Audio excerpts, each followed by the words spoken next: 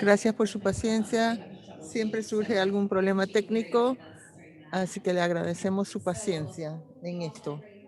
Espero que el almuerzo haya sido grato, que pudieron asistir o a los talleres que querían asistir o comunicarse y hablar con personas que no habían visto en un rato. Así que ahora vamos a presentar el panel en cuanto a las investigaciones que se han realizado.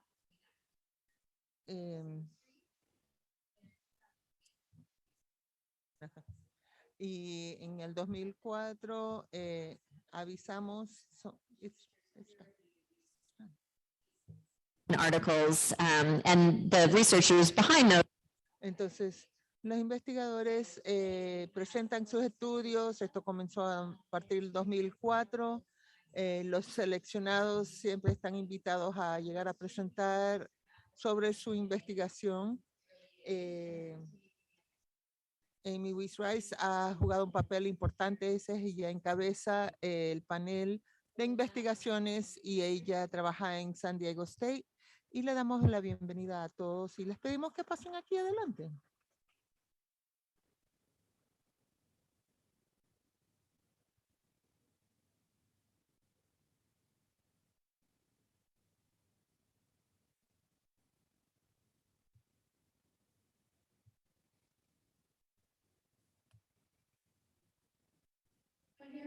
¿Todos me oyen? Perfecto. Buenos días, buenas tardes.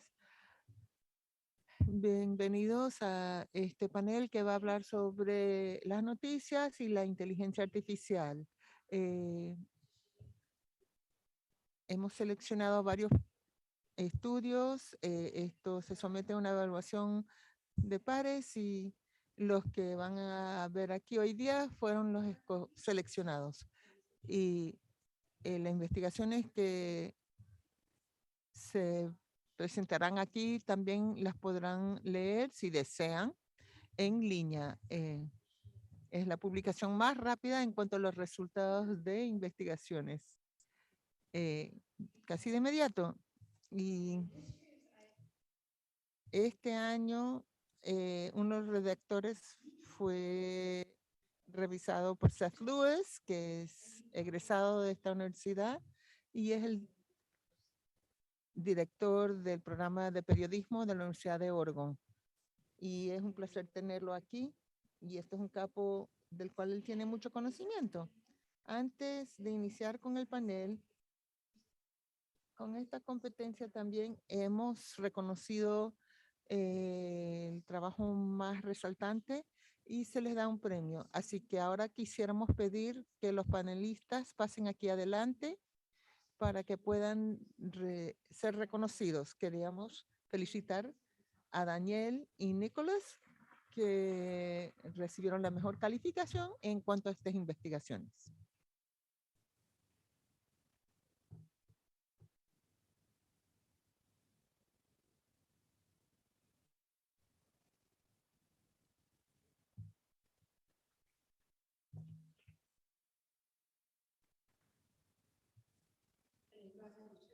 Y ahora le paso la palabra a Saf. Gracias. Gracias por estar aquí y espero que disfruten de esta sesión hablando de estos increíbles estudios que se realizaron brevemente a nivel personal.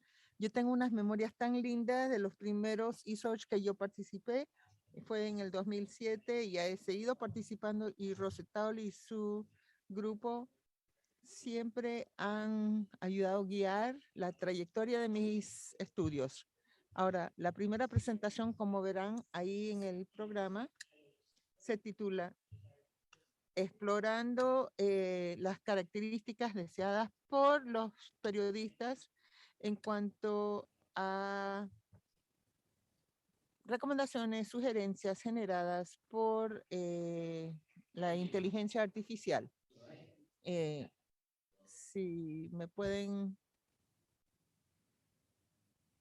publicar las transparencias, perfecto. Yo tengo una cantidad de transparencias, así que voy a hablar muy rápido para que espero que les sea útil. Primero,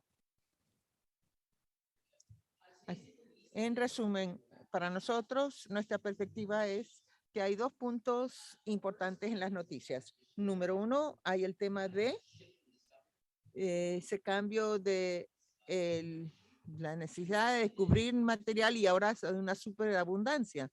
Y no hay suficiente tiempo para analizar todas las fuentes de información. Así que lo que ha sucedido es muy fácil producir información, pero no tan fácil analizarlo. Entonces la idea esta es la competencia que nos da la tecnología.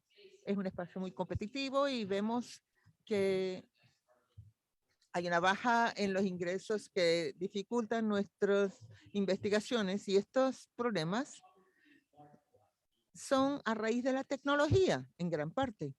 Entonces, lo que quisiéramos hacer es ofrecerles una perspectiva distinta y más positiva. Y como se dijo hace casi un día, es que para el periodismo de interés público pueda sobrevivir los científicos de la informática y los periodistas tienen que trabajar en forma conjunta. Entonces, nosotros tres organizamos un grupo que también incluye a Christine Robinson y Patrick Howe, quien es el autor principal de esta publicación. Creamos una herramienta aprovechándonos de otros grupos en Cal Poly, Miami y Australia. Y lo que hemos hecho, hemos implementado y evaluado un prototipo para generar estas sugerencias que investiga todos los datos públicos de los procedimientos públicos de las legislaturas de California y Florida. Lo investiga, ve las grabaciones de las sesiones, las actas de los minutos y se revisa. Hay un proceso de tamizaje para tratar de buscar anomalías o eventos importantes. Entonces se colocan en un archivo y se generan borradores con estas recomendaciones. Es así que se publica. Son eventos que podrían ser interesantes generados por este sistema y que los identifica y entonces si uno va profundizando ve esta hoja de información y que le proporciona varias cosas. Una vista más global de proyecto de ley, quién lo presentó, cómo se aprobó, observaciones en datos que se pueden recopilar de los procesos y también genera cierta agregación identificando elementos importantes y proporciona metadata, corrolándolo a través de distintas fuentes de información para proporcionarle dónde pueden profundizar y obtener más información. Entonces le da esta panorama amplia, y ayudándoles a saber dónde deben profundizar.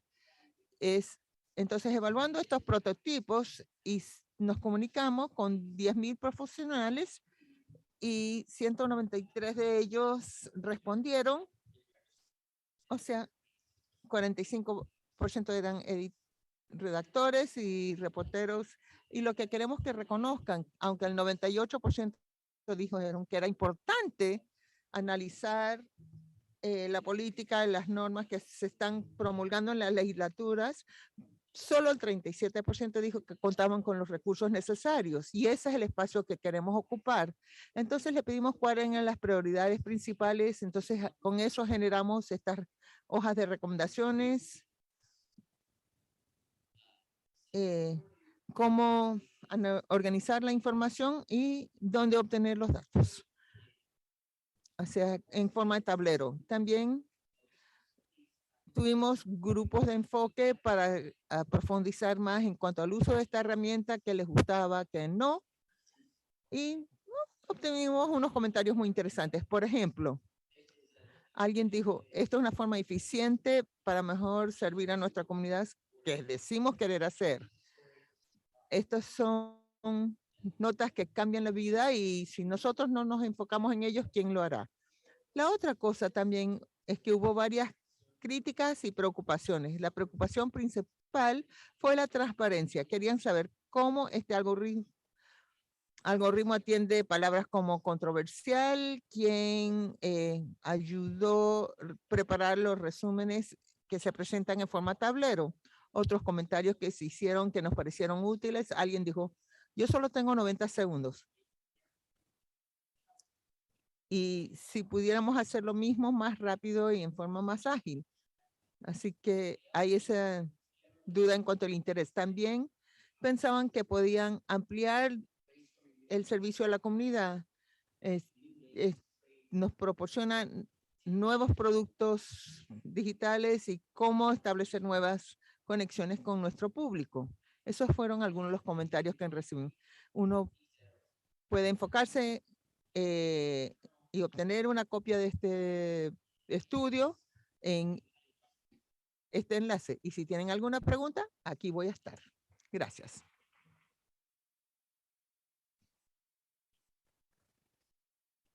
Perfecto. Tema ideal para este momento. La siguiente presentación. Y si tienen alguna pregunta, por favor,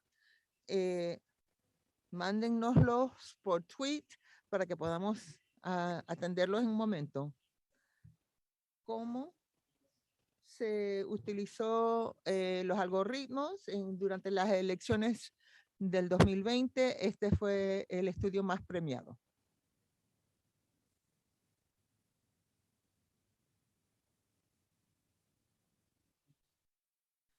Muchísimas gracias. Y gracias por el reconocimiento. Ahora no me siento nada presionado, ¿no? Entonces, acá están.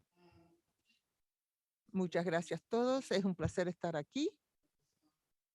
Esta es la primera vez que asisto a esta conferencia. Yo soy Daniel Trielli, estudio en la Universidad de Northwestern y en el laboratorio de informática y el periodismo. Y este estudio queríamos ver cómo se estaba divulgando esta información y el uso de los algoritmos y cómo ellos marcaban el programa de enfoque. Y aquí trabajé con Nicolás Diacópolis.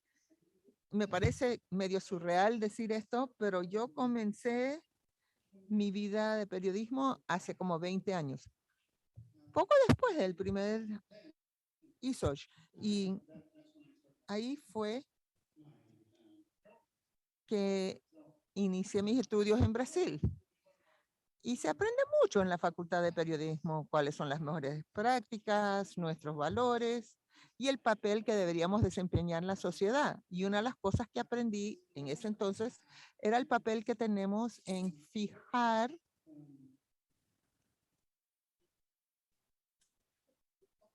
ayudar al público distinguir cuáles son los puntos más importantes. Y esto se formaliza en la teoría de cómo fijar la agenda de interés. Dice que los medios influyen sobre determinar cuáles son los puntos más importantes. Y esto es una idea que si los medios publican sobre el mismo tema una y otra vez, los electores dicen, esto tiene que ser importante, porque si los medios están hablando de, por ejemplo, la inflación todo el tiempo, tiene que ser algo importante. Y esta idea se presentó al comienzo del 72 y ha ido evolucionando a través de los años. En forma muy enfocada.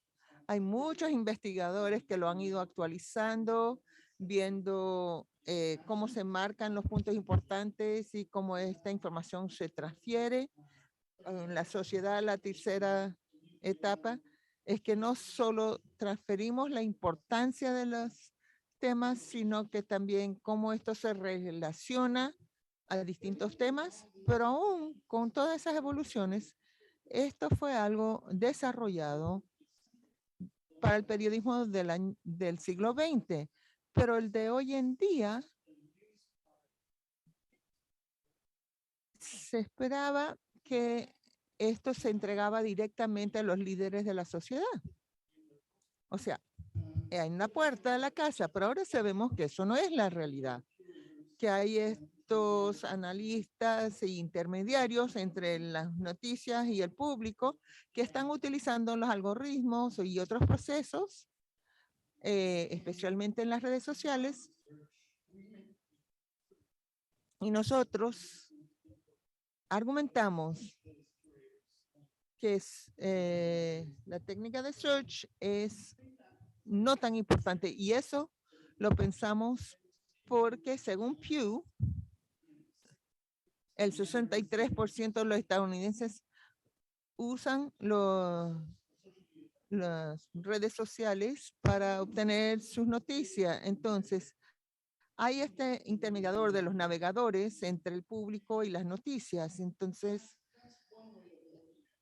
reconozco que eso es una forma de ver el modelo, pero otra forma de analizar el modelo es algo así, en la cual los resultados de estas investigaciones son casi un tipo independiente de los medios que que existe entre las noticias en sí y el consumidor.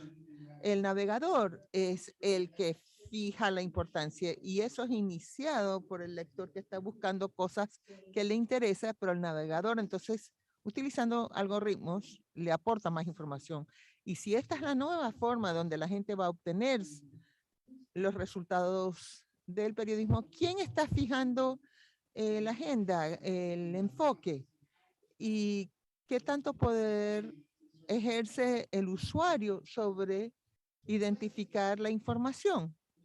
Entonces, para analizar esto, planteamos estas dos preguntas. ¿A qué grado es la selección de los temas de distribución está siendo replicada por los medios y los insumos del averiguador? ¿Qué tanto afecta el algoritmo del buscador o navegador?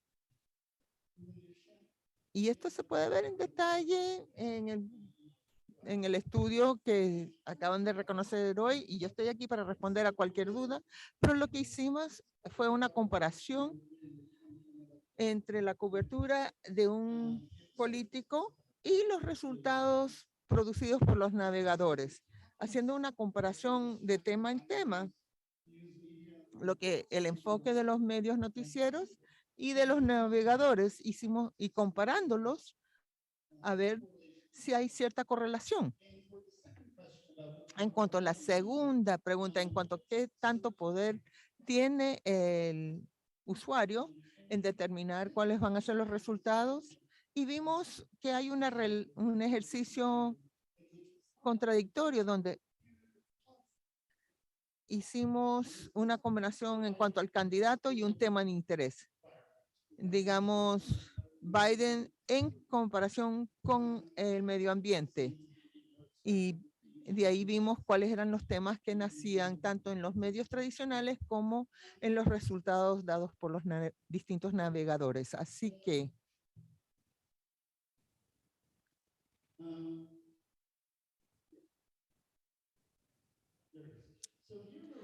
aquí ven los resultados. Todas las pruebas elegantes estadísticas que realizamos, pero en resumen, esto es una presentación de lo que descubrimos.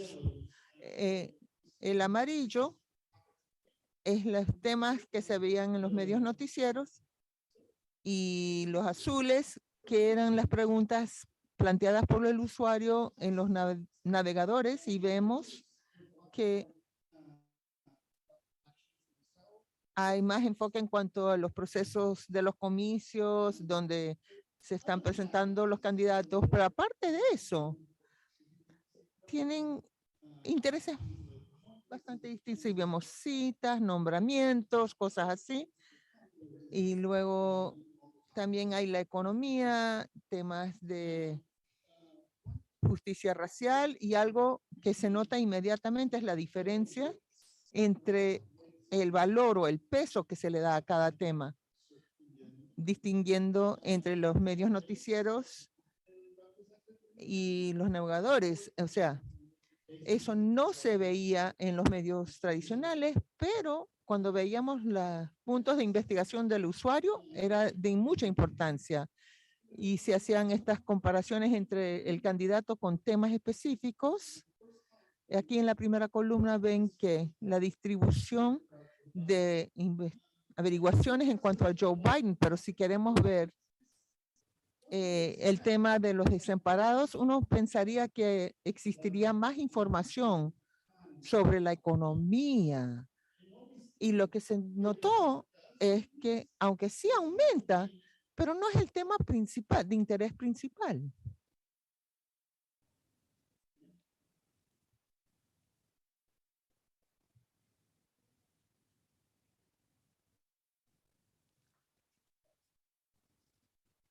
Desapareció la información.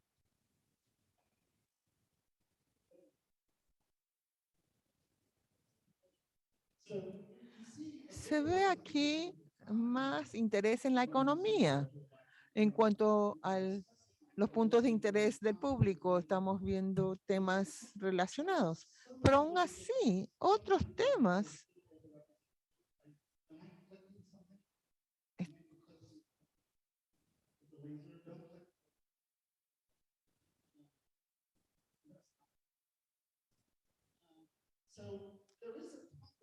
pero hubo un tema que fuimos analizando, que es la inmigración, buscando la conexión entre Joe Biden e inmigración, que uno esperaría que el 80-90% de las averiguaciones, y solo era 5,8. Sí es un aumento sobre el cero de antes, pero aún así bastante bajo. Medio ambiente igual. Sí se vio un aumento en el transcurso de la campaña, pero es menos importante que cosas como la economía. Así que a lo que llegamos es que en esa triangulación de quién está fijando el enfoque, ni los medios noticieros ni el usuario puede fijar los temas de interés. De hecho, esas investigaciones, los algoritmos sí aceptan cierta información, pero a la vez lo resiste. Eso implica que ellos hasta pueden contrarrestar lo que están haciendo los medios y hasta los usuarios y guiarlos en cuanto a qué es lo que le interesa. Lo que hacemos en nuestro estudio es un análisis más profundo en cuanto a quién tiene el poder para definir cuáles son los temas de interés común o de interés público. Eso fue la investigación que realizamos. Espero que me hagan preguntas muy fáciles para que nos veamos bien y los difíciles yo estaré en la recepción y ahí se los responderé. Perfecto, gracias Daniel, felicitaciones. Y el último es la pieza que falta, la ética y el periodismo en línea, pero tenemos un video de su presentación porque ellos siguen en Suiza. Bueno, hay partes donde él menciona ciertas transparencias y esas solo van a estar disponibles por Twitter. Y los que están viendo esto en Zoom los van a recibir en el chat. Así que veamos el video de la presentación de ellos.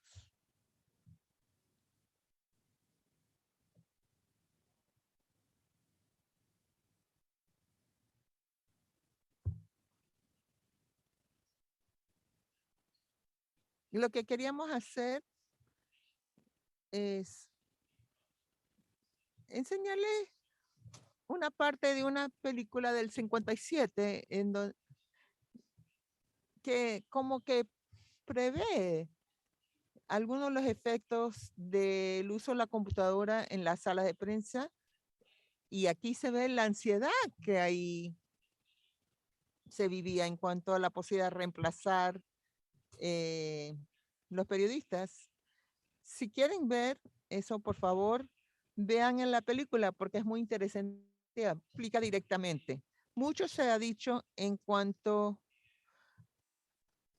el reemplazo de periodistas por el uso de estas nuevas tecnologías y que mucha gente se ha resistido a ello, no solo porque cuestiona los límites del periodismo, pero también les invita a reanalicen su teología y sus marcos.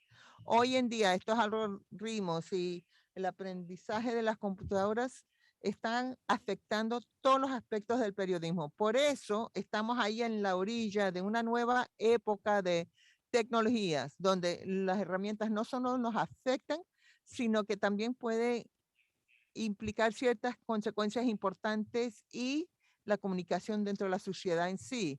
Con esta automatización y el uso de la inteligencia artificial, pueden poner en juego la responsabilidad, el tener que rendir cuentas y la transparencia. Tenemos que entonces ver el uso de estas herramientas.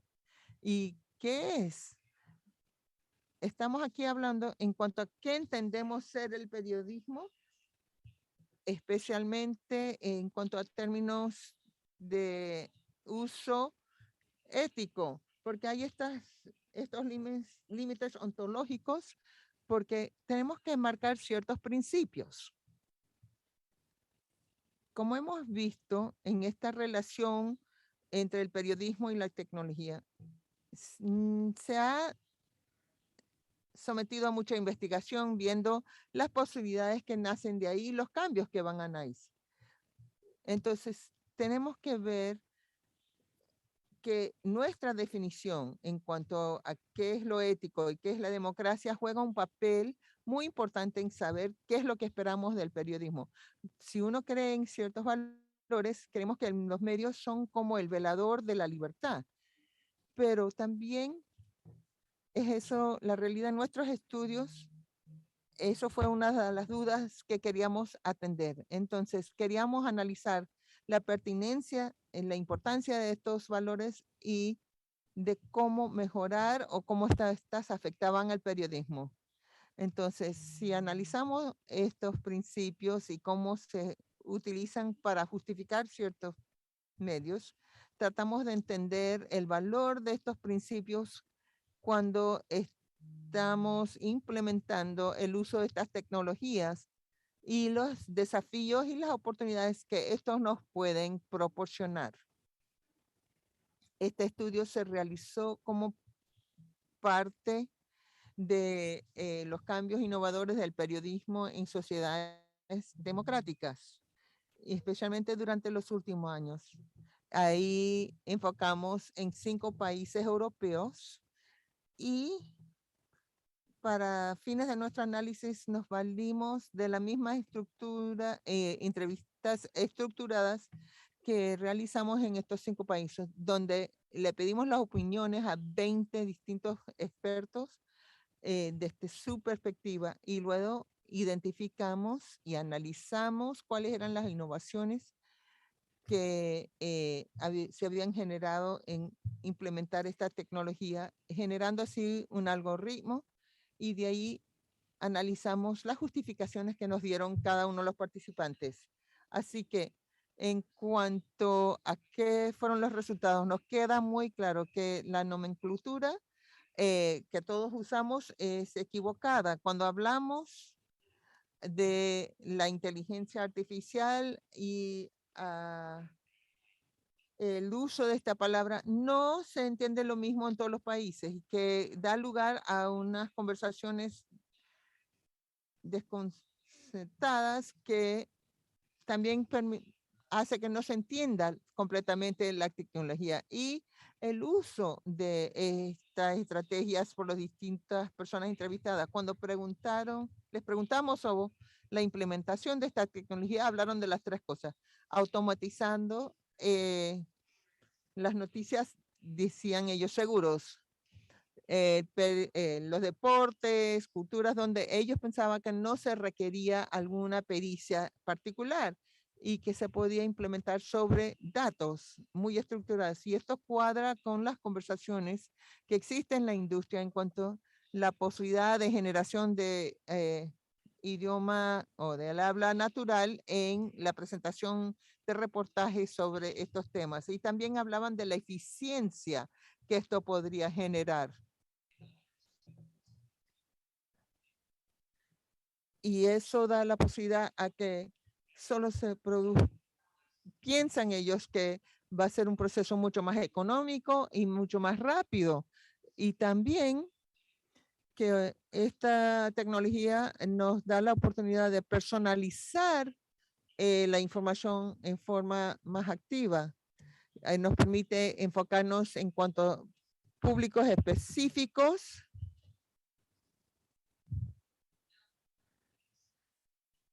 En el segundo conjunto de resultados, queríamos enfocarnos qué es lo que faltaba en cuanto a las respuestas que ellos no habían, la información que faltaba. Primero, este periodismo automatizado tiene unas consecuencias que van mucho más allá de las salas de redacción. Y este tema no se está abordando. Entonces, las supuestas recuperación de fondos puede tener unas consecuencias muy perjudicantes, especialmente en cuanto a los comentadores. Esto puede afectar en forma negativa en cuanto a la diversidad de información disponible o la amplitud de la información disponible. Y no toma en cuenta todas las perspectivas de todas las comunidades. También hemos descubierto que cuestiones éticas, y por eso hablamos de los límites de la ontología de este tema, no hay una importancia, no le da importancia necesaria a los puntos de ética. Si estamos enfrentando situaciones difíciles o cuestiones delicadas, el uso de este proceso automatizado no parece entrar en juego cualquier preocupación en cuanto a la ética del periodismo y también en cuanto a los resultados. Esto apoya lo que se descubrió en otras investigaciones. También el uso de este periodismo automatizado o la inteligencia artificial crea ciertas situaciones en cuanto a la reconstrucción de la realidad vista por los periodistas y genera una brecha mucho más digital, mucho más amplia. Entonces, en términos generales, estos son los 3 puntos principales por los cuales creemos que hay ciertos límites en cuanto a la ontología del uso de este periodismo automatizado. Entonces, el uso tan amplio de la inteligencia artificial tiene efectos y consecuencias mucho más allá de solo de la prensa. Tenemos que utilizarlo en forma mucho más cautelosa y que no debe tener el efecto que tiene hoy en día en cuanto a la toma de decisiones. Número 2, consideramos que esta construcción de estos nuevos algoritmos frustra la meta original del periodismo, especialmente en cuanto a la concientización y el reconocimiento de las consecuencias negativas y ponen en duda la autoridad y los valores del periodismo antiguo, del estilo antiguo. El tercer punto de nuestras conclusiones tiene que ver con el apoyo que deberíamos ver dentro de las salas de los editores, porque no solo juega un papel importante en cuanto al marco en que se diseñan estas nuevas herramientas, tiene que haber un nuevo papel en cuanto a la retención de control y propiedad o hasta autoridad sobre el uso de la información generada por estas herramientas, especialmente cuando entra en juego y se aplica al diseño de la perspectiva o el enfoque de las salas de redacción. Y no obstante, los argumentos económicos para la incorporación de estas tecnologías, y esto se ve en otros campos académicos y legales, creemos que los temas de ética deben ser parte importante de esta conversación, especialmente si tomamos en cuenta los problemas que vemos hoy en día en cuanto a la falta de confianza, porque la ética es primordial en este tipo de análisis y de reflexión en cuanto a cuáles han sido los efectos reales y las consecuencias reales de la incorporación de estas herramientas. Muchas gracias.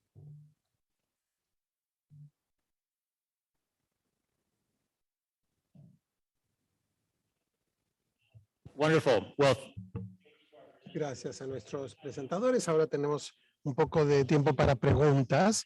Voy a decir al inicio que les animo a consultar la publicación de nuestros artículos de investigación.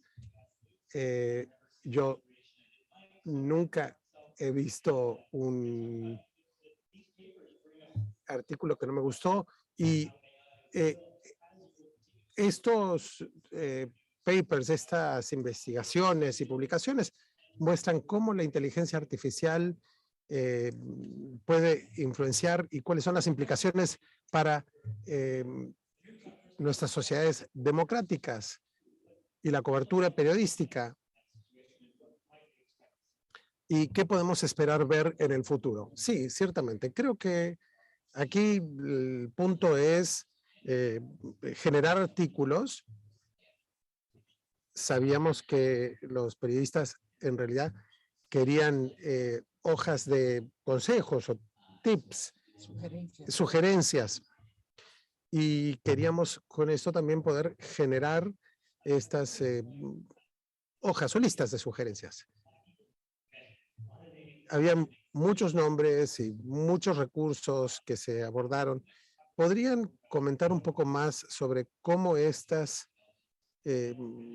cómo esto se desarrolló de manera práctica y qué es lo que sería probable ver en los próximos años? Creo que mucha de la visibilidad tiene que ver, mucha de la factibilidad tiene que ver con la financiación. Muchos de los recursos que necesitamos utilizar son los que se requieren para este proyecto en particular. Para recoger esta información hay un proceso de automatización muy importante, pero en el fondo hace falta también el aporte humano. Es una mezcla del trabajo automatizado que hacen muy bien las computadoras y luego hace falta el ojo crítico del aporte humano. Creo que ese es un concepto clave en todo lo que hacemos con la inteligencia artificial. La inteligencia artificial no va a resolver nuestros problemas, simplemente nos va a dar una potencia de trabajar a mayor escala. Bueno, pasando del descubrimiento a la distribución. Lo que me sorprendió, Daniel, en esa última imagen, hay un grado de autonomía para que tanto el periodista como el usuario pueda tener influencia. Hablemos de los algoritmos aquí y sobre el rol y la autoridad y la agencia de cada uno de los interlocutores, de los participantes. Cuando yo empecé a estudiar periodismo y empecé a trabajar para un periódico, la única persona a la que realmente tenía que impresionar con mi trabajo para que se pudiera publicar era mi editor. Solo tenía que pasar por la oficina de ella o de él para que se me publicara. La realidad del periodismo hoy en día es que hay una mayor presión de fuera, que nuestro trabajo periodístico sea orientado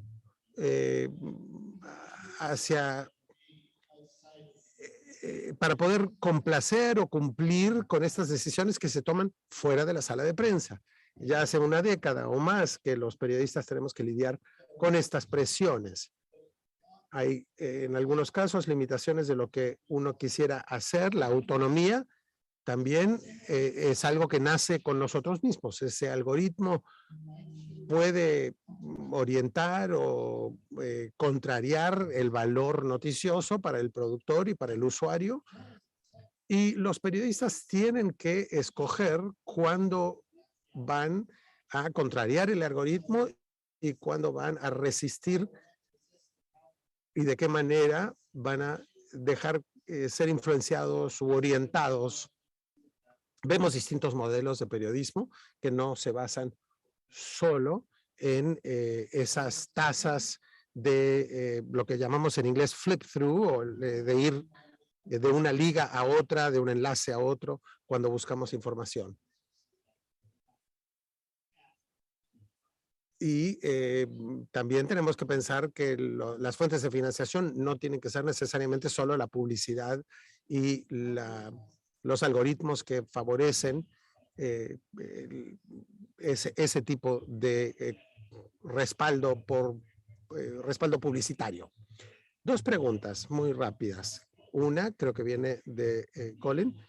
¿Cuál es la conversación sobre ética que tiene que haber en la sala de prensa en relación a la automatización de la sala de prensa? Y supongo que la otra pregunta relacionada es, ¿qué tipo de investigación en el área de algoritmos y inteligencia artificial hace falta hacer más? ¿O qué hay que explorar más en el mundo de la inteligencia artificial y de los algoritmos? Como formador, como profesor, quiero que tengamos un enfoque pedagógico para entender cuáles son los fundamentos filosóficos y éticos de lo que valoramos. Eso, en parte, creo que está determinado por las presiones sociales y las necesidades que tenemos como una sociedad democrática. Creo que hace falta que tengamos gente que esté pensando hacia el futuro, que sean personas que puedan concebir los retos éticos de este tipo de periodismo. Yo agregaría también que venimos hablando mucho sobre los valores dentro del mundo del periodismo. Cuando hablamos de redes sociales, esas conversaciones las podemos tener dentro del ámbito del periodismo. Y en cuanto a tu pregunta sobre la investigación,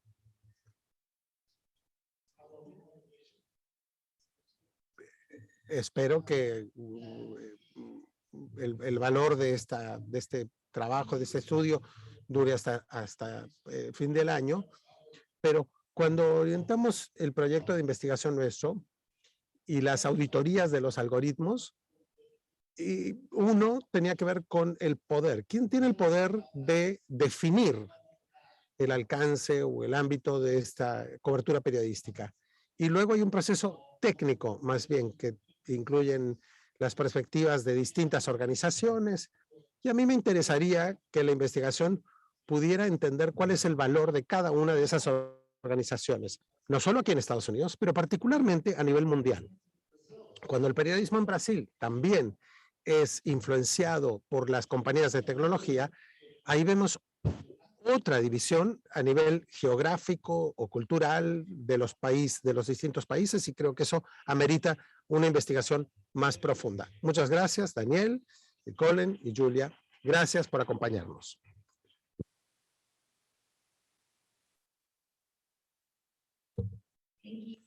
Muchas gracias. Agradecemos mucho que puedan y hayan compartido con nosotros. Espero que no dejen de aprovechar y consultar la publicación en nuestro sitio internet isog.org/research. Quisiera pasar ahora a la sesión de unos 20 minutos. Es una mini sesión que se enfoca más sobre la verificación de datos. Vamos a hablar sobre esto en la investigación y la verificación de datos en España, en Latinoamérica y en las comunidades hispanohablantes y de latinos aquí en Estados Unidos. Hemos reunido un grupo de personas. Bill Adair será el moderador, profesor y creador de PolitiFact. Démosle la bienvenida aquí a la pantalla, al podio.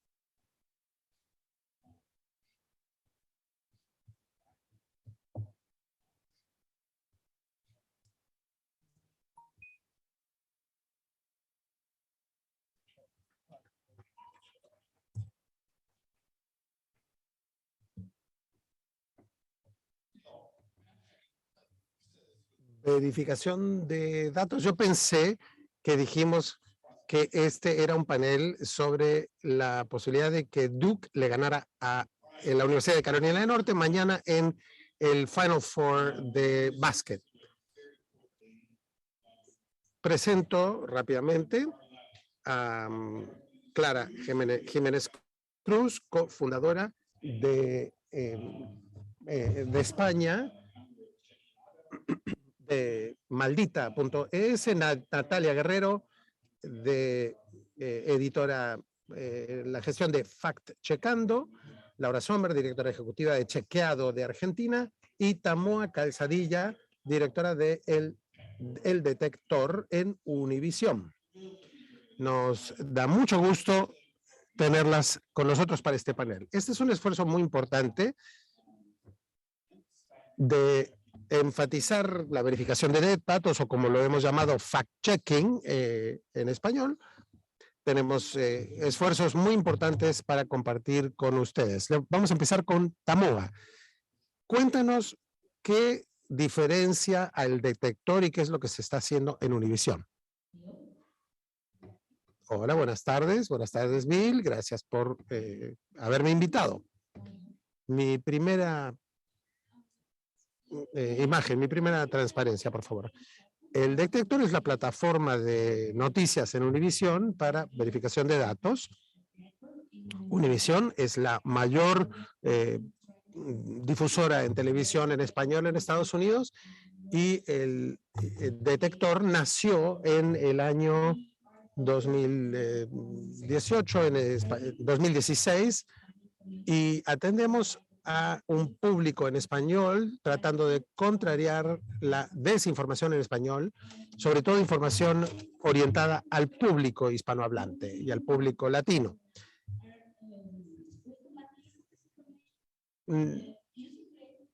Esto lo hacemos por medio de formatos interesantes, con videos, animaciones, y constantemente estamos monitoreando las plataformas en redes sociales. Univisión está presente en muchas plataformas de redes sociales. Cada uno de los programas de Univisión, o sea, cada uno de los programas de Univisión de la televisión tiene su página en Internet, su página en Facebook, y seguimos, monitoreamos la conversación que vemos ahí. También diseminamos, difundimos nuestro contenido en redes sociales, y hoy en día también en WhatsApp. Acabamos de lanzar en WhatsApp hace pocos días esa línea de tips que también es otra manera en la que podemos hacer esta verificación de datos. El problema con los datos engañosos o con la desinformación es enorme. Por eso tenemos que colaborar de esta manera, todos juntos. Les voy a mostrar un ejemplo hoy. Este video, que fue manipulado, está dirigido hacia las personas que no hablan inglés. Muestra al presidente Biden diciendo algo en inglés en una conferencia de prensa, y con un video, con un audio que dice algo distinto de lo que él realmente dijo. Él estaba hablando sobre algún tema de inteligencia entre Rusia y Estados Unidos, y aquí dice, el subtitulado dice: vamos a atacar a Rusia. Alguien creó este video, esta tarjeta, y es un ejemplo perfecto del trabajo que nosotros hacemos para mostrar que este es un video que ha sido manipulado. Hubo un efecto viral de esta corrección. Y le damos la bienvenida a Fact Chequeado a que una sus fuerzas a las nuestras. Nos interesa mucho la posibilidad de aunar nuestros esfuerzos, porque creo que el trabajo de los verificadores en idioma español en Estados Unidos puede hacer un trabajo importantísimo. Esto no solo se trata de el tema del idioma, también hay que conocer la realidad de la comunidad de los hispanos. El primer cohorte de un grupo que ha sido formado con estudiantes en el programa bilingüe de periodismo bilingüe en la escuela Newmark de CUNY, de la Universidad de la Ciudad de Nueva York. Muy bien, muy buena presentación inicial para llegar ahora a Natalia y Clara y hablar sobre lo que están haciendo ustedes. Empecemos contigo, Laura. Háblanos un poco de lo que has hecho. Nos parece interesante que las dos fact-chequeras o verificadoras de datos de más importancia en español están aquí y van a ayudar a hacer este trabajo en la comunidad de habla española en Estados Unidos. Gracias. ¿Por qué decidiste hacer esto? Gracias, Tamoa. Gracias, Bill. Es fabuloso que nos hayan invitado a estar aquí. En un concepto más viejo y tradicional del periodismo, Maldita y Chequeadora serían competidores, pero los dos estamos caracterizados por formatos de innovación, por la innovación, creatividad, por sinergias. Los dos somos esfuerzos liderados por mujeres y quizás animadas por nuestra propia visión del mundo y del periodismo, pero somos aliadas. Tenemos fuerzas que pueden complementar el trabajo de una y otra, y esto nos va a ayudar a que nuestro impacto sea mayor y que cumplamos más cercanamente nuestra misión de luchar contra la desinformación, de servir a nuestras comunidades y mejorar la calidad de vida. Sin este esfuerzo, sin este amor, el tipo de periodismo que a mí me inspira más es el de la colaboración. No puedo hacer mi trabajo sin esa idea. Después de años de hablar con Clara, desde fuera de Estados Unidos, de la necesidad de que los latinos y de que las comunidades de habla española en Estados Unidos, Maldita unió sus fuerzas para lanzar Fact Chequeado hoy. Esta es una iniciativa de crear una comunidad que para nosotros es importantísimo. Queremos crear una comunidad que luche contra la desinformación en español, particularmente en Estados Unidos. Quizás mucha gente aquí se esté preguntando ¿por qué? ¿Por qué hacemos esto? No es solo porque queremos tener una nueva manera o oportunidad de divertirnos o de trabajar juntos, pero porque desde hace mucho tiempo entendemos que hay contenido que quizás es creado aquí y llega a nuestros países y a nuestras regiones, y sabemos también que el contenido de nuestros países llega aquí a este país. Todos sabemos que la información hoy en día no conoce los límites de fronteras. Muchas veces está creada específicamente para ser exportada. Y la desinformación es creada para ser exportada. Y por este motivo, es una de las razones por las cuales estamos aquí. Queremos luchar contra la desinformación en idiomas que no reciben la misma atención por los gobiernos en el mundo y por nuestra profesión. Y como quizás nos están ocupando de eso, nosotros hemos venido aquí. Durante muchos años también notamos que el enfoque de los verificadores de datos aquí en Estados Unidos no es suficiente para atender a las comunidades latinoamericanas. No es solo una comunidad latina en este enorme país. Hay muchos idiomas distintos, hay muchas culturas distintas que están representadas aquí. Natalia va a hablar más sobre eso. El desarrollar un formato innovador y también estar al tanto de las particularidades de cada uno y contestar las preguntas que esa comunidad tiene es la clave de nuestro trabajo. Es importante también estar presente en los canales y en los medios donde ellos reciben su información y donde ellos se comunican entre ellos. En WhatsApp, por ejemplo, Clara va a hablar más sobre esto en particular. Por eso lanzamos Fact Chequeado. Clara, cuéntanos un poco más sobre cómo se creó esta comunidad, porque no solo son ustedes tres, sino que también PolitiFact ha acompañado y en mi propio estado Enlace Latino también.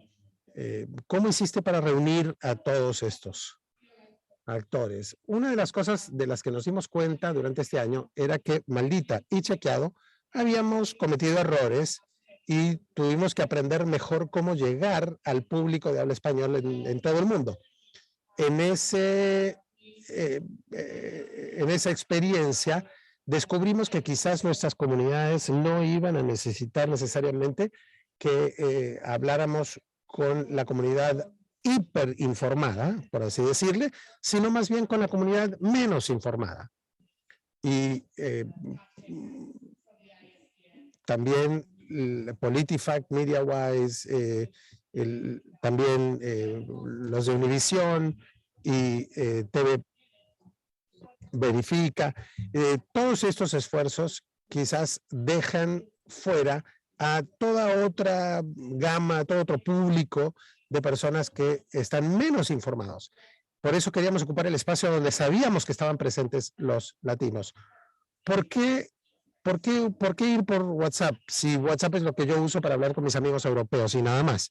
Pero lo que nosotros vemos y lo que es cierto para nosotros mismos es que la gente usa WhatsApp para comunicarse con sus amistades, con su familia, de la misma manera que se recoge información. No necesariamente ven las noticias al final del día, pero consumen las noticias que ven por redes sociales, por WhatsApp. Esto vemos que es un fenómeno que se usa mucho en otros países del mundo. También puede servir para los latinos en Estados Unidos, que se comunican con sus familias y consiguen información de sus grupos en Facebook, de sus familias, del chat familiar en WhatsApp. Es un fenómeno que vimos muy presente, muy real en Brasil. Démosle información de fact-checking, de verificación de datos y de información en esos medios. Y de esta manera podemos ayudarles a que entiendan cómo se transmite la información errónea, la información equivocada. Esto es algo muy nuevo en Estados Unidos. Quiero enfatizar, dice Bill, hay maneras establecidas en las que los verificadores de datos han producido este trabajo, pero esto es algo totalmente nuevo para Estados Unidos. Lo que nosotros aportamos también a esto es que ya trabajamos en alianza con medios que son muy importantes, pero también con periodistas que colaboran entre ellos. En Argentina lo hicimos con Reverso durante la elección presidencial, con 120 organizaciones mediáticas y a veces eran medios con solo 2 periodistas. Si uno desarrolla una carga de trabajo que puede ser de beneficio para todas las personas que trabajan, el impacto va a ser tanto mayor. Lo que sabemos y lo que queremos hacer con Fact Chequeado es crear este espacio para prestarle más información a la información, más atención a la información en español y, como dijo Clara, ver cómo estas narrativas nos pueden llevar a crear estrategias que puedan ser más eficaces. Natalia, cuéntanos un poco más sobre cómo todo esto va a funcionar. ¿De qué otras maneras se va a publicar? Porque no solo va a ser por WhatsApp. Gracias, Bill. Hola. vamos a colaborar, cada uno de nosotros, cada una de nosotros colabora y estamos asociados con otros medios de habla inglesa, de habla español y organizaciones específicamente de verificación de datos para promover que la información que se circula sea verificada. Sabemos que nuestras organizaciones están escuchando a su público, están en contacto con su comunidad y queremos potenciar y aprovechar ese enlace, ese vínculo con la comunidad. Yo he estado aquí 12 años, soy parte de esa misma comunidad. Lo que es importante para mí quizás no sea tan relevante para una persona en otra área del país, pero queremos escuchar a cada comunidad sabiendo que no hay un solo grupo de hispanos o latinos en Estados Unidos. No todos son iguales, somos muy diversos, de muchas maneras distintas. No somos un grupo multigeneracional, algunos hablan solo español, algunos son bilingües porque han vivido aquí más tiempo. En algunas comunidades se hablan idiomas indígenas también. Tenemos distintas historias, antecedentes distintos. Queremos escuchar atendiendo a las diferencias educativas, económicas que existen y que nuestra pequeña sala de prensa pueda trabajar orientada a esos temas, a los temas que están circulando de información verificada, ya sea por WhatsApp, por usar ese ejemplo, con un intercambio editorial justo con nuestros aliados. Hablaste de que no se trata de una comunidad monolítica. ¿Cómo es distinta la desinformación en la comunidad cubanoamericana en Miami comparado con la comunidad mexicanoamericana de Texas? Bueno, podría mencionar que tiene que ver con distintos intereses. Hay muchas maneras en las que esto puede ocurrir. Hay una larga historia, creo, pero si entendemos cómo la comunidad cubana fue utilizada con fines políticos en el pasado, después de la llegada de la flotilla de Mariel en los 80s, y si buscamos analizar y entender la diferencia entre esa comunidad y las comunidades fronterizas mexicano-estadounidenses, hay distintas narrativas que pueden entenderse dentro de la especificidad de cada comunidad. Hay grupos que han estado aquí durante décadas y es una comunidad, la cubana-americana, es una comunidad que generalmente puede votar comparada con los inmigrantes que son nuevos inmigrantes, acaban de llegar. La edad o la antigüedad que lleva esa comunidad en Estados Unidos creo que es un factor que diferencia mucho. Yo quisiera agregar también que mucha de la información que va orientada hacia la comunidad latina está un poco encubierta. No es que uno pueda buscarla en Twitter y ver inmediatamente. No sabemos quién está detrás de esa desinformación que va específicamente orientada, lo que vemos en Latinoamérica y en España, que la gente que publica esa desinformación primero la pone en WhatsApp, después deja que de WhatsApp llegue al espacio abierto. Hay mucha desinformación que hoy en día no es visible, no se puede detectar. porque y este es un poco de experimento de ponerlo en un diálogo cerrado por WhatsApp. Si eso cobra peso viral, empieza a entrar en las redes sociales y tratar de confrontar en el canal de WhatsApp nos da tiempo. Siempre estamos escuchando los verificadores de datos, los fact checkers, siempre estamos escuchando, tomamos tiempo para esa crítica, la pueden, todos la conocen. Sabemos que verificar datos lleva tiempo. Queremos saber qué es lo que vamos a verificar antes de llegar a las redes sociales, antes de publicarle al mundo. No sabemos si esto va a ser exactamente igual aquí, pero hemos tenido un cierto éxito en atender a estas comunidades fuera de Estados Unidos y creemos que estas mismas estrategias pueden ser útiles y exitosas aquí. Mencionaste también el componente de investigación. ¿Cómo se va a rastrear eso? Bueno, la creación de esta línea de denuncio de informática nos permite y nos ver si es información que solo se ha reenviado una vez o varias veces y para ver el impacto que está teniendo. Uno no le pregunta a todo el país, sino a 1000 personas. Y si esas 1000 personas, uno puede ir distinguiendo si está llegando un momento viral o no.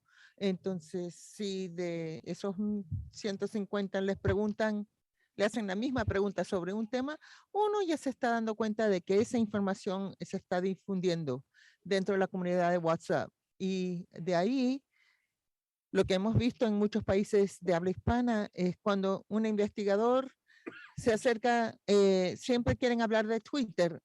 Yo no sé en Argentina, pero en España hay 5 millones de personas que usan Twitter, pero son 40 millones que están utilizando WhatsApp. Entonces, y los únicos que usan Twitter en España son los periodistas, los políticos y los trolls. Así que, ¿para qué investigar ahí? Pero si uno investiga con lo que vemos en WhatsApp y esas líneas de información, tenemos mejor idea de qué tipo de desinformación se está difundiendo y agregando a eso. Y esto lo seguimos repitiendo, que no se está investigando la desinformación que se está publicando en español. Nosotros queremos darle al mundo académico esta información para que esto empiece a realizarse y de repente aquí hemos logrado esto. Así que, y quisiera agregar algo. ¿Dónde pueden ellos obtener información sobre esto? La última lámina de la transparencia de la presentación. Ahí está. Información@factchequeado.com. Hoy estamos lanzando, y nos da mucho orgullo decirlo, gracias Rosenthal. Rosenthal siempre nos ha apoyado. Ya tenemos 9 aliados o socios y quisiera reconocerlos. Tenemos el mismo sitio, pero tenemos fact checkers de los Estados Unidos, de Telemundo se verifica, el PolitiFact, tenemos MediaWise y ahora también 4 medios locales documentados en Nueva York, Enlace Latino de Carolina del Norte, Conexión Migrante, que los Estados Unidos y en la frontera, que es la más impactada por esta desinformación, y también la esquina de Kentucky, que también publica en Kentucky. Y creo que eso es un buen primer paso. Y por favor, únanse. Muchas gracias. Esto es un esfuerzo increíble. Felicitémoslas. Muchas gracias. Mañana Duke va a ganar.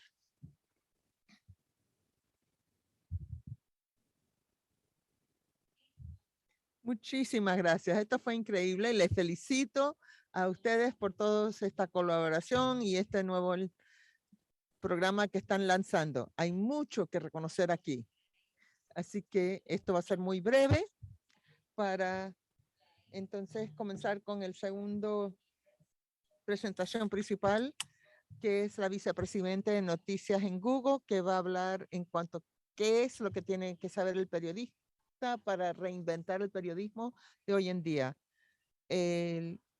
También estará presente Sue Cross, que es la directora del Instituto Sin Fines de Lucro para las Noticias, y démosle las bienvenidas a esta conversación.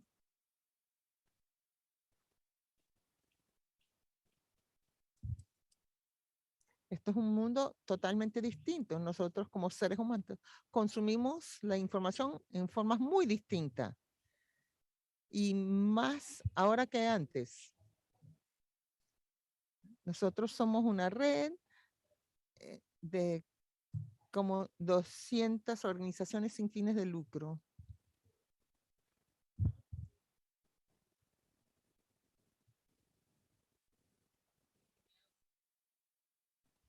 Buenas tardes todos. Vamos a hacer esto rápido, solo porque si quieren su café, en un momentito llegaremos. Será a las 3:30, así que tengan paciencia. Esto es un gran placer, poder hablar con Richard DeGrasse, quien es el vicepresidente de las noticias en Google. Él es un portavoz increíble, un político que representa a Google. También es uno de los analistas más valorizados y juiciosos y uno de los mejores críticos de los medios noticieros.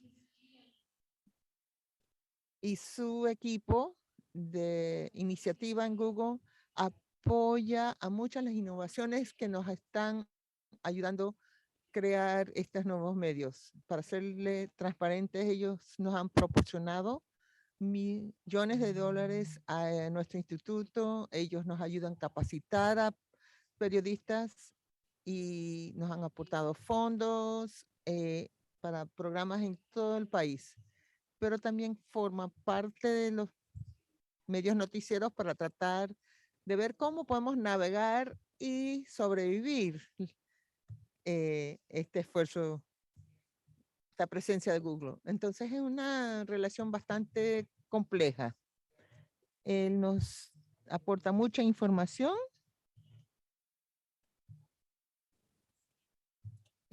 Para él, esto es, él ha trabajado en Apple, en Excite y en bastante otros grupos, así que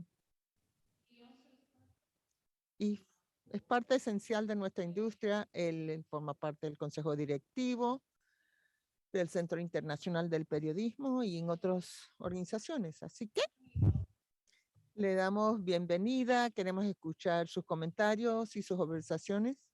Y si tienen preguntas, les animo que por favor mándennos sus preguntas a ver si podemos atenderlas, porque sí va a haber tiempo para estas preguntas. Muchas gracias, Richard.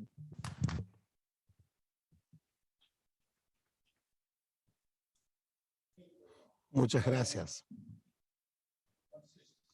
Quiero decir específicamente que no voy a decirles lo que deben saber para el futuro del periodismo. Ojalá lo supiera. Creo que vengo aquí más bien para hacer las preguntas que muchos de ustedes también buscan contestar. En 1974, yo trabajaba en el Public Broadcasting Service, poniendo en marcha la primera red de satélites para distribuir programas de televisión a las televisiones públicas en todo Estados Unidos. HBO seguía ese mismo sendero pionero hasta el momento. En aquel entonces, AT&T mandaba, y se llamaba esto bicicletear las grabaciones de un lugar a otro. La distribución era costosa y engorrosa. Luego, el uso de satélites para distribuir programas a bajo coste cambiaría a la televisión en Estados Unidos. El número de canales se multiplicó de 5 a 500 en una década. Acompañé a la época en la cual Ted Turner introdujo el primer canal exclusivo de noticias, CNN. Su objetivo era profundizar la cobertura informativa, ampliando más allá de las historias estas de 2 minutos.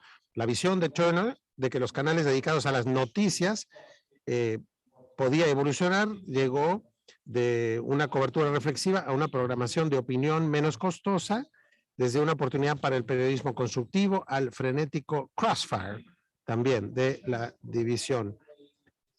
Al inicio había canales para una amplia gama de nichos, desde documentales serios en el History Channel, canal de historia, hasta los espectáculos clásicos de A&E y la programación sobre la naturaleza en National Geographic. Hoy no es lo que era entonces. El cable hoy en día son shows de reality, ataques de tiburones. Todo esto en manos de varias empresas y medios de comunicación. La distribución ampliada del cable quedó en manos de solo algunos pocos. Y para algunos esto es como deben ser las cosas. ¿Qué quiero decir con esto? La lucha por controlar la voz se produciría sin que importaran los medios de distribución. Aquellos con influencia real o percibida, ya sean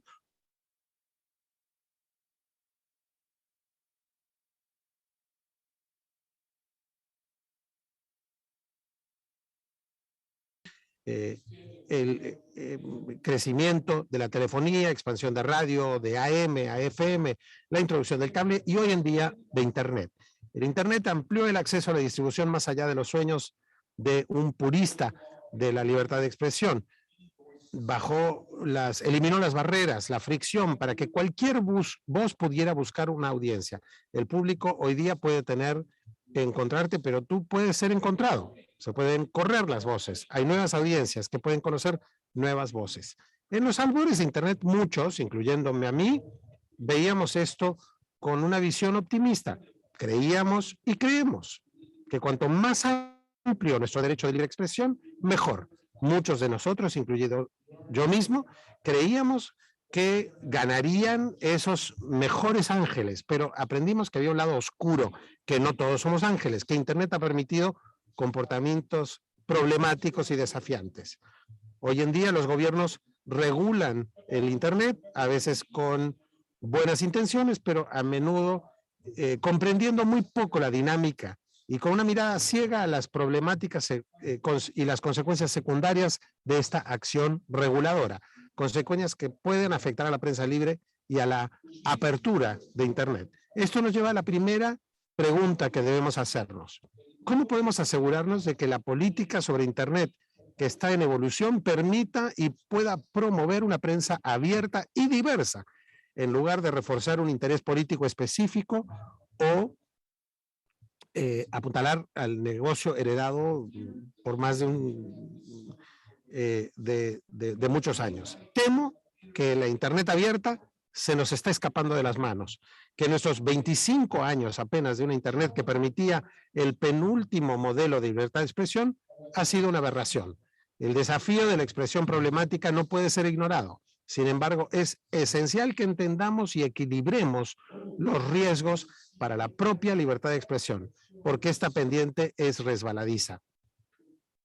Creo que sabemos el tipo de agentes a los que me refiero cuando hablo que Internet debería ser un medio de distribución que permitió su primer éxito, donde la influencia de controlar la distribución era la que controlaba las voces. Preferirían ver una mayor fricción entre las voces que buscan poder y conceptos del uso justo limitado. Pero lo que quieren mantener es su propia dominación, de limitar la apertura de Internet, de reducir la diversidad de voces que esto permite. Insto a que se preste mucha atención a esto. Insto a los periodistas que informen sobre cuestiones de política de Internet, que sean cautelosos para no dejarse cegar por el interés propio a corto plazo. ¿Por qué? Hay mucho que puede perderse. Hay mucho en juego para el futuro del periodismo, para el futuro de la propia sociedad abierta. Quiero que quede claro, nosotros apoyamos una regulación reflexiva de Internet. Pedimos y esperamos que se respete estos principios que para nosotros son clave. Debemos proteger una web abierta y una Internet abierta. Debemos permitir un ecosistema abierto y diverso de voces periodísticas. Debemos proteger contra una influencia de los gobiernos que no se ajusta y que desequilibra el ecosistema de las noticias. Temo que asumamos que la regulación tendrá un efecto positivo siempre. Debemos leer los detalles, el meollo de lo que puede pasar. Una legislación que pretende abordar la desinformación, pero que crea amplias excepciones para los políticos o para cualquier spin master que se quiera llamar periodista, puede ser peligroso. La legislación propuesta por los intereses heredados que buscan volver a la era en la que dominaban limitará la apertura de la web y creará un desequilibrio en el ecosistema de noticias. Más que nunca antes, en el mundo cambiante, las sociedades necesitan un periodismo de calidad para entender su mundo, para expresar cuál es nuestro papel como ciudadanos. El impacto de Internet hoy en día nos abruma, sigue cambiando clic a clic y con clara el glóbulo de medios que escupen los Internet, este prodigioso generador de libertad de expresión, desde los memes de TikTok y la interminable variedad de influenciadores, opinadores y creadores de opinión, desde los sueños de los creadores de YouTube, los marcachifles y propagandistas, las imágenes de lindos nietos, hasta las fotos trucadas de la falsa indignación justiciera. Este es un complicado ecosistema mediático compuesto por una simplicidad aterradora. Nuestra cultura, política y noticias reducidas a memes y a 280 caracteres que carecen de contexto y sustancia. Nuestro mundo hoy en día está retorcido y torcido por memes culturales desalentadores que nos inducen a amplificar malos anuncios que ofrecen falsos remedios, políticos que encienden los miedos que prometen luego extinguir. Sí, existe un periodismo reflexivo, basado en hechos, salpicado, pero es difícil de identificarlo y en gran medida este está abrumado por lo cacofónico que adormece la mente y el zumbido de la cigarra, que es la expresión colectiva de Internet. ¿Cómo desempeña el periodismo su papel crítico en medio de todo esto? ¿Cómo podemos entender mejor cómo se percibe el periodismo en las sociedades a las que servimos? ¿Nuestra audiencia comprende el papel del periodismo? ¿Sabe lo que es el periodismo basado en hechos y el que no lo es? ¿A quién puede confiar su atención? ¿A quién debe prestarle su apoyo financiero? ¿Puede una audiencia, puede el público encontrar credibilidad en una cobertura basada en hechos cuando está rodeada de opinión? La explosión de la opinión barata pero popular ha distorsionado esta percepción, la deriva hasta las noticias, hacia las noticias partidistas. ¿Entienden lo que nosotros entendemos? Hoy en día las publicaciones buscan apoyo financiero por medio de suscripciones y membresías. Prometen algo serio sobre la importancia de la noticia local, las virtudes del periodismo de calidad. Pero ¿qué pequeño porcentaje de nuestra sociedad realmente entiende algo de esto? Es cierto que podemos exigir una mayor alfabetización mediática. Nos dicen que hay 18 razones por las que deberíamos comer más brócoli, menos pizza, pero esto no es suficiente. Debemos profundizar, explorar nuevos horizontes, nuevos ingredientes, nuevas recetas para un menú periodístico saludable.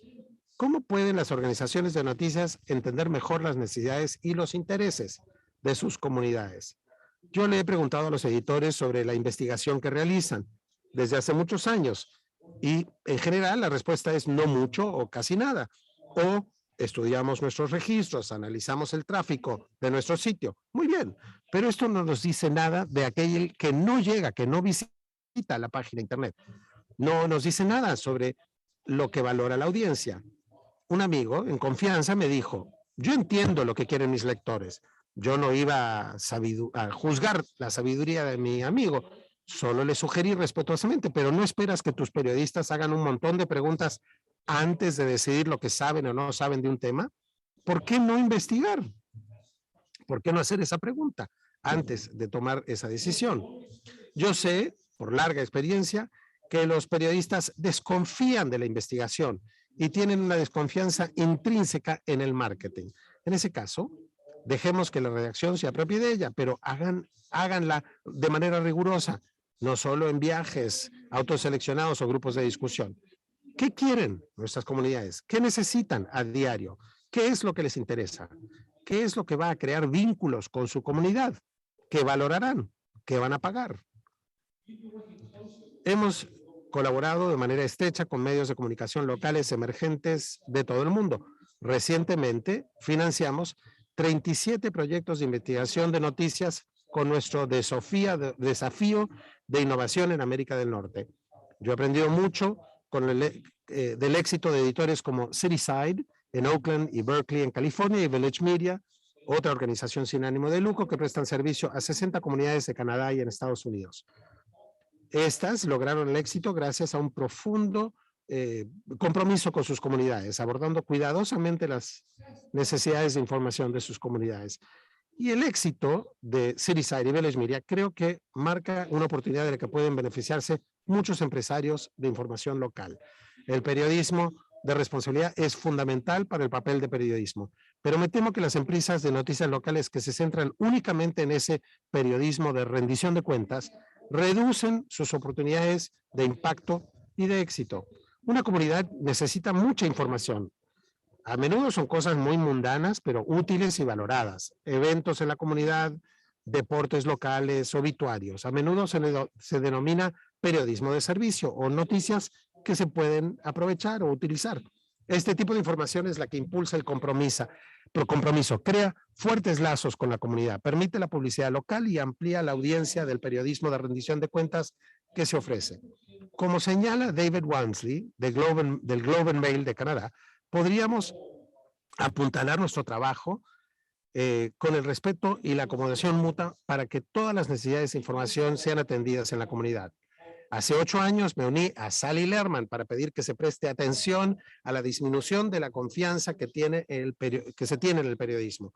Con su Trust Project, Sally ha generado una mayor investigación, ha avanzado en liderar el pensamiento ya reunido, principios, indicadores y libros para guiar a las organizaciones de noticias en los enfoques.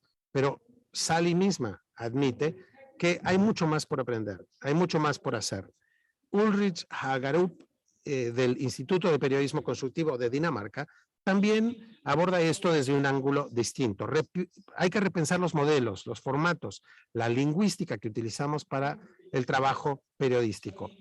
Comenzó estudiando en la radiodifusión danesa a los espectadores, a los usuarios, buscando cambiar los enfoques de cobertura y entendiendo. La palabra constructiva aquí es la clave. No es solo la noticia que te asusta o te hace sentir bien. Ese periodismo constructivo va más allá del típico modelo de cobertura, con señales claras y una clara intención para incluir en el contexto necesario los cómo y el por qué. Lo que es más importante, la consideración de cómo podía prevenirse un calamitoso suceso. Está diseñado para buscar un terreno común. Cuando se organizan debates, quieren saber, ¿esto aporta algo a la historia o solo se está hablando por hablar? Es una filosofía poderosa. Ulrich ha demostrado que esto puede funcionar. Es una manera de demostrar que funciona, demostrando el poder del periodismo para entender los retos y abordarlos. Para que una comunidad pueda abordar lo que realmente les desafía. Profundicemos entonces en cómo una sociedad entiende cuáles son sus retos. ¿Cómo puede el periodismo evitar amplificar este sentido distorsionado del riesgo de la sociedad? Tenemos una probabilidad 400 veces mayor de morir en un accidente de tráfico de que un acto terrorista. 35 veces más probables que vayamos a morirnos de cáncer o de una enfermedad cardíaca que de una muerte violenta en cualquiera de sus formas. Pero las investigaciones nos dicen que percibimos esos miedos de manera inversa. El miedo al terrorismo es 100 veces mayor a que vayamos a morir en nuestro propio coche. Vivimos en un paisaje de riesgo distorsionado. Vivimos en una sociedad en la que nuestros temores se amplifican de tal manera que perdemos de vista los verdaderos desafíos de nuestras sociedades. Todos los días leemos titulares sobre el terrorismo, los asaltos, los secuestros o el flujo de los refugiados.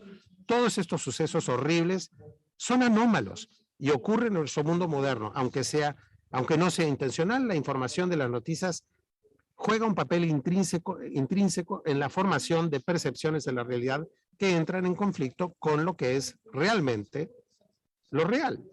¿Qué debería preocuparme realmente en mi mundo, en mi ciudad? Si entro en una cabina electoral con un sentido distorsionado del riesgo social, ¿no podría esto sesgar también la manera en la que yo considero a los candidatos por los que puedo votar? Si creemos que el papel del periodismo es darle a los ciudadanos la información que necesitan para ser un ciudadano informado, ¿podríamos darle más contexto? ¿Podríamos luchar contra esta tendencia a asaltos a viviendas o es algo excepcional? ¿Podríamos cerrar la brecha entre un miedo irracional y un miedo racional? En Estados Unidos estamos empezando un programa piloto que se llama Common Knowledge, conocimiento común. Construimos un amplio fondo común de datos de información de gobiernos sobre miles de temas en Estados Unidos. Estos datos fueron normalizados para simplificar el análisis con redacciones como la de McClatchy. Buscamos facilitar a los periodistas la incorporación de una pepita de conocimiento contextual basada en datos para distinguir algo que es anómalo o una tendencia peligrosa. ¿Cómo podríamos adaptarnos a las formas mediáticas que están adoptando nuestras culturas? El supuesto subyacente de una sociedad democrática y de la profesión del periodista es este. Si expresamos nuestras ideas con las palabras adecuadas, con narraciones detalladas y argumentos lógicos, y si un número suficiente de personas va a leer estas palabras, entonces nuestras democracias serán efectivas y el mundo será un lugar mejor. Pero el mundo ha cambiado. Internet y las nuevas formas de los medios de comunicación han reordenado las estructuras sociales, políticas y culturales, de cómo nos comunicamos, de cómo entendemos la sociedad en la que vivimos. Nos comunicamos hoy en día por memes, no podemos ignorarlo. En 1985, Neil Postman hablaba sobre el impacto de la televisión y dijo: nuestra política, religión, las noticias, la educación, los deportes y el comercio se han transformado en algo, en el espectáculo en el mundo. En gran medida no protestamos o inclusive lo hacemos sin notarlo. ¿Qué diría Neil Postman sobre esta diversión hasta la muerte de hoy? Kevin Munger, en un artículo que se llamaba Sympathy for the Word Cell, empatía por el word cell, expone un argumento de las formas de conversación y la influencia abrumadora de que las ideas que podemos expresar y cómo esto puede convertirse en el contenido. Word cell, dice, es una palabra indigna para un fenómeno indigno también, el moroso literario cultural que se niega a ver la escritura que aparece en la pared. Yo no voy a sugerir que TikTok vaya a ser el futuro del periodismo. Tampoco voy a sugerir que no hagamos el periodismo extenso, de coberturas extensas. TikTok, aún hoy, a su manera, es un medio de expresión periodística. Nuestro lenguaje y las construcciones informativas cambian con el tiempo y debemos adaptarnos. En Google, seguiremos experimentando con las herramientas y con los formatos de narración como web stories para ver cómo estos se pueden adaptar a los comportamientos del usuario actual. A mí me encantan las largas lecturas, pero cuando me encuentro con un compañero de trabajo de alto nivel y reflexivo que no lee artículos de gran envergadura, rechazándolos como imponentes muros de texto, le digo, no tenemos todas las herramientas adecuadas para este trabajo. ¿Cómo podemos permitirnos a los periodistas hacer un periodismo de responsabilidad en un mundo de grandes datos, de muchos datos? ¿Pueden las nuevas herramientas permitir a los reporteros llevar a cabo investigaciones de de otro modo serían poco prácticas o desalentadoras? En Google hemos avanzado con un conjunto de herramientas para periodistas de investigación, Pinpoint, que utiliza nuevas capacidades para analizar documentos y comprenderlos.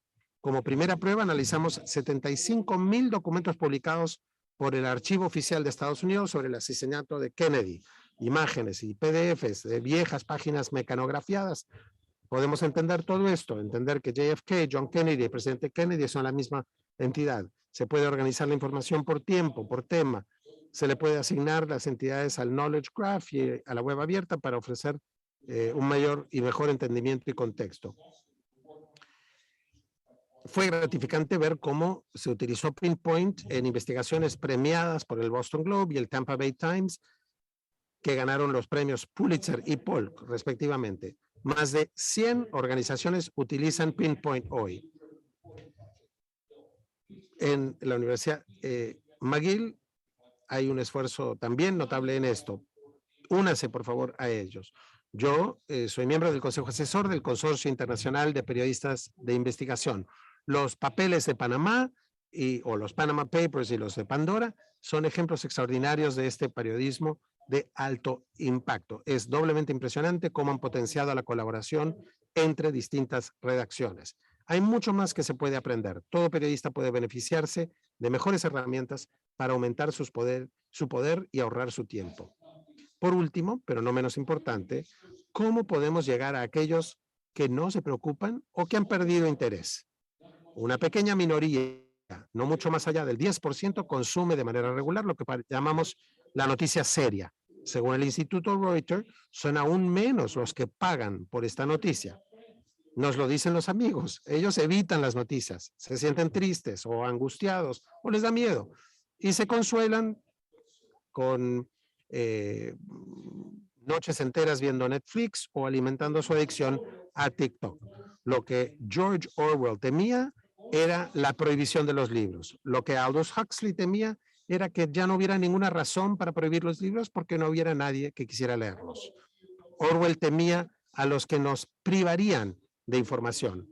Huxley temía a quienes nos dieran tanta información que seríamos reducidos a seres pasivos y egoístas. Orwell temía que alguien nos ocultaría la verdad y Huxley temía a que la verdad se ahogaría en un mar de irrelevancia. Como comentó Huxley en Brave New World, los libertarios civiles y los racionalistas que siempre están alertas para oponerse a la tiranía no tuvieron en cuenta el apetito casi infinito del hombre por ser distraído, por las distracciones. En 1984 de George Orwell, Huxley añadió: la gente está controlada infligiendo dolor. En Brave New World se les controla infligiendo placer. En resumen, Orwell temía que lo que odiamos nos arruinaría y Huxley temía que lo que amamos nos vaya a arruinar. Pero sospecho que ninguno mencionó el modelo de negocio. Todo el mundo dice que está roto. Bueno, es cierto, pero tampoco del todo. Es cierto que el modelo de negocio del periódico metropolitano, rico y casi monopólico nunca va a volver. En 1985 los periódicos eran el Internet antes de que existiera Internet, pero hoy en día los anuncios clasificados se fueron a los mercados online, los grandes almacenes se asfixiaron por el comercio electrónico, los cupones de comida impresos se convirtieron en programas de fidelización. Ese fue un modelo de negocio que fue lanzado porque sabían que habían vacíos para llenar y oportunidades que podían cosecharse. Muchos están teniendo éxito, mucho trabajo duro, noches de trabajo estresante, pero cada día vemos la prueba. Ya no se trata de si las empresas de noticia pueden ser exitosos. Hoy en día se trata de compartir la fórmula de los que han tenido éxito. ¿Cómo lo escalamos? ¿Cómo hacemos esto? El éxito de algunos para muchos. Con cada avance en la distribución de medios, hubo una fase inicial de exploración, el fracaso, el éxito y la evolución.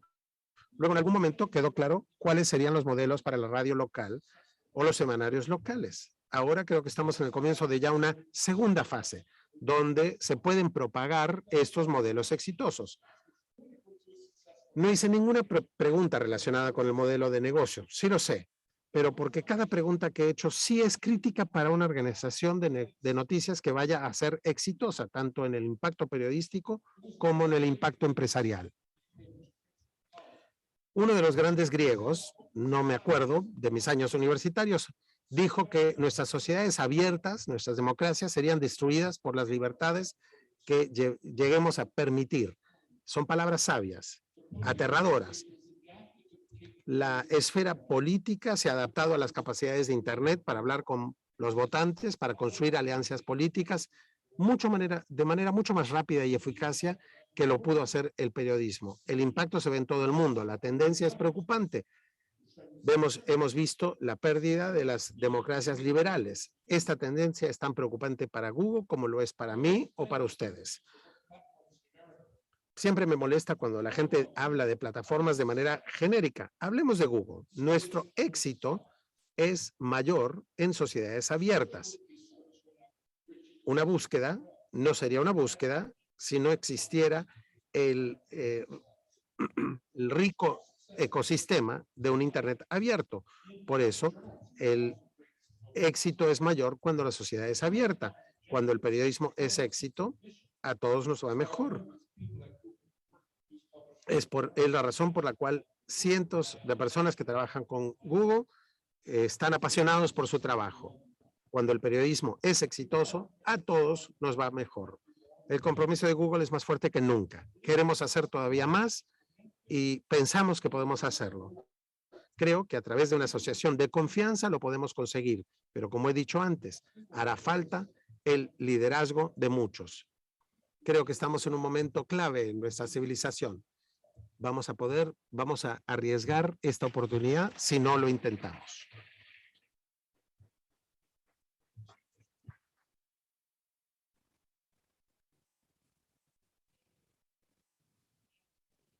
Nos quedan unos cuantos minutos para preguntas, ¿sí?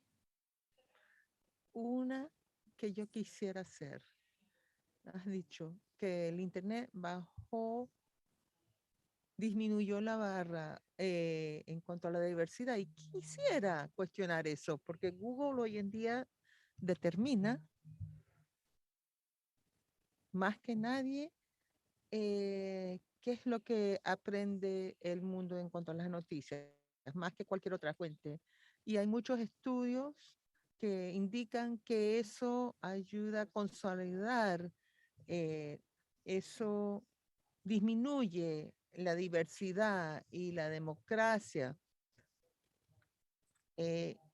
Los algoritmos, las presentaciones en cuanto el search de repente, la búsqueda no refleja las preguntas hechas por los individuos y vemos el impacto social, por ejemplo, de lo que sucedió en Atlanta y el impacto en cuanto a la comunidad asiática en Atlanta, hubo mucha cobertura, pero eso no se pudo encontrar por medio de Google Search, no solo esa misma noche, sino por varios días. Entonces, se siente muy extraño que Google diga no nos regules porque representamos la diversidad. ¿Y cómo hacer eso? Hay mucho que está sucediendo. Yo dije, cuídense cómo enfocamos esto. No creo que alguien quiera que el gobierno fije cuáles son los algoritmos. Lo que me parece ser justo, lo que tratamos de hacer es ser claros en cuanto a nuestros principios. Tenemos una página, un documento de 60 páginas y ser muy abiertos y estar dispuestos a escuchar las críticas de los demás. Yo quiero verle esas investigaciones, quiero saber qué fue lo que se descubrió y le estamos prestando atención. Con los buscadores tratamos de reflejar en la forma más correcta de reflejar la información que se está buscando. Siempre está evolucionando, siempre se está desarrollando. Y el tema de la información local es muy importante. Yo los últimos 3 meses he estado analizando nuestros planes y una de las metas que nos hemos establecido es tenemos que atender mejor a los noticieros locales. Entendemos de verdad la importancia, cómo llegar a ellos cuando vemos todos estos nuevos jugadores entrando en el mercado. O sea, no es algo que sucede de un día para otro, pero de verdad entendemos cuáles son todas las fuentes de información y nuestra comprensión y la estamos categorizando en forma correcta estas búsquedas. También estamos dándole un trato igual a las fuentes locales como las nacionales, pero muchas de estas fuentes, especialmente a nivel nacional, hunden a los medios con esta información y tienen el derecho a hacerlo. CNN más que nadie, pero algunas veces el Washington Post y otros. Así que como Axios solo se está enfocando en lo local, así que tendremos que ver. Yo quisiera, como dicen, todas las noticias, toda la política es local. Así que hasta en cuanto a asuntos nacionales, yo quisiera verlo desde la perspectiva local de distintas localidades y creo que eso es lo más indicado. Así que sabemos que hay mucho más que se tiene que hacer, no cabe duda. Y esté fundamentado en la investigación, no, díganos, denos ejemplos de donde hemos fallado. Eso lo vamos incorporando a nuestro sistema. Nosotros reflejamos el corpus.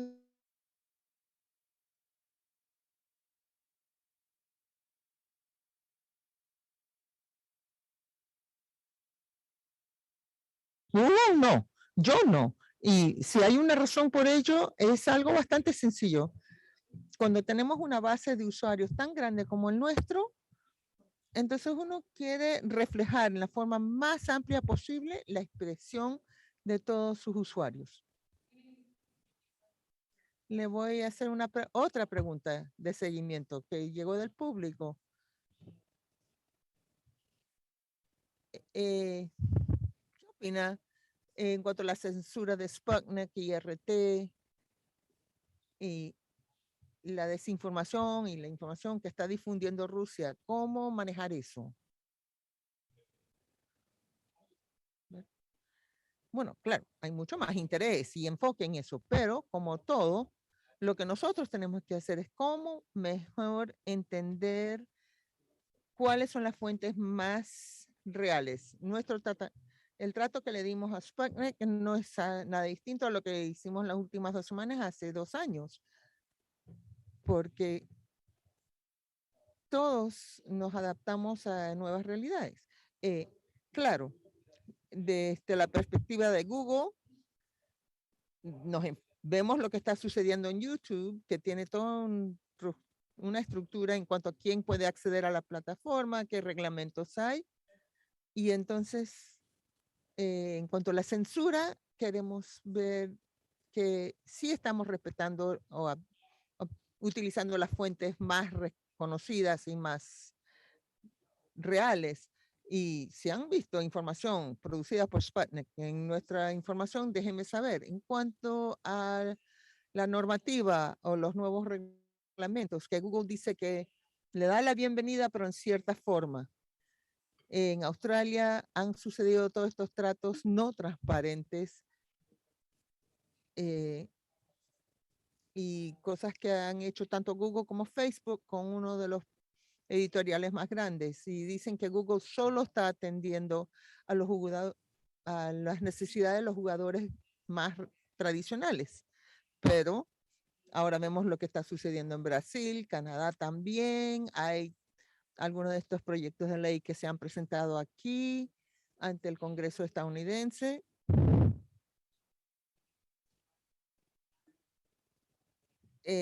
Entonces, si esto no está vinculado con los reglamentos y el volumen del contenido,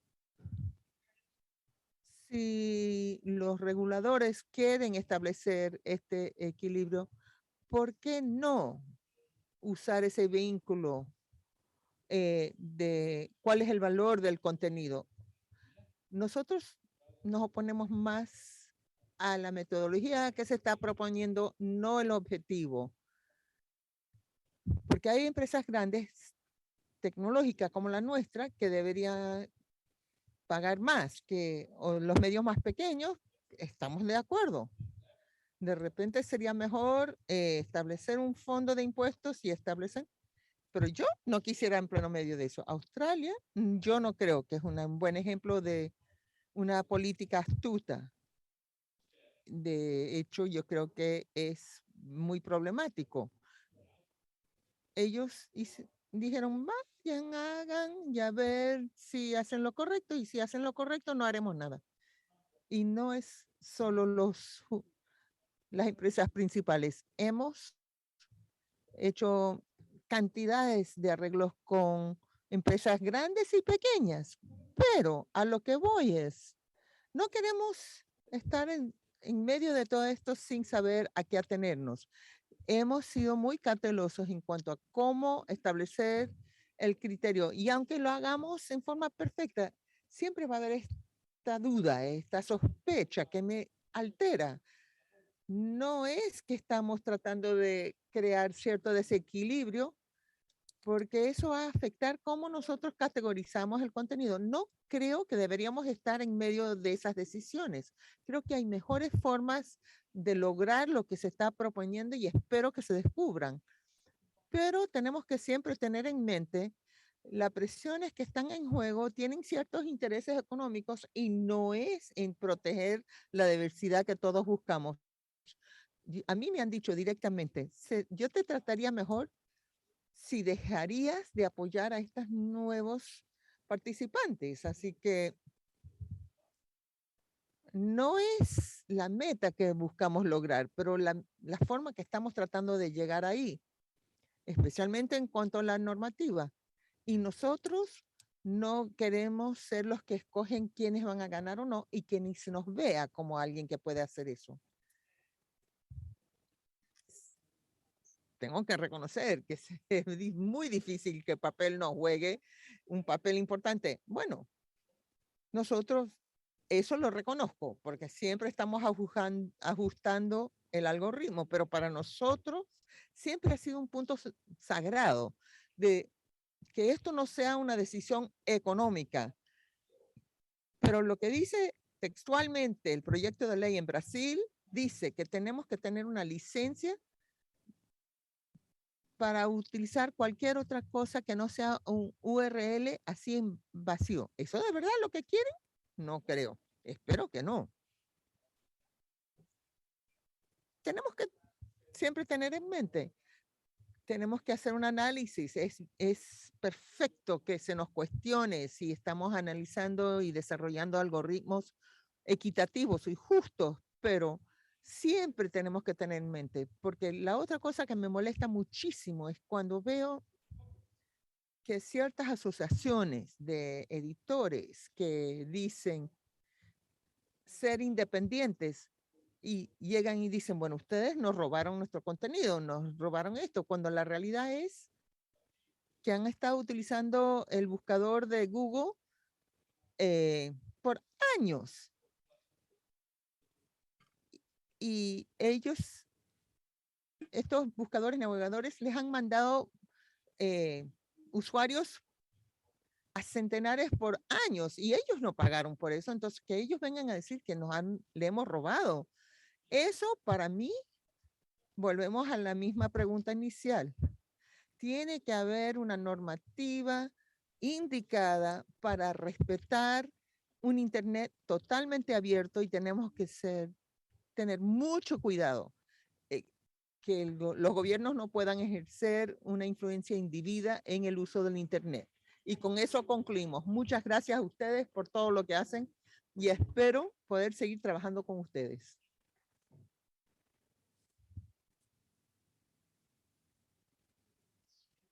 Gracias.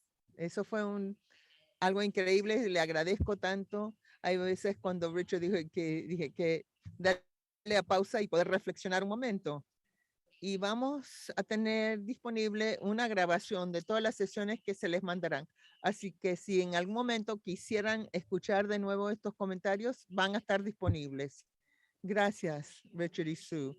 Así que ahora vamos a tomar un breve descanso para que todo el mundo se busque su café. Así que, a ver, refrescos y café disponible. Queremos que solo sea por 10 minutos el receso, por favor, con toda libertad traigan su café y su refresco consigo, porque estamos tratando de cumplir con el horario ya fijado. Y nos veremos próximamente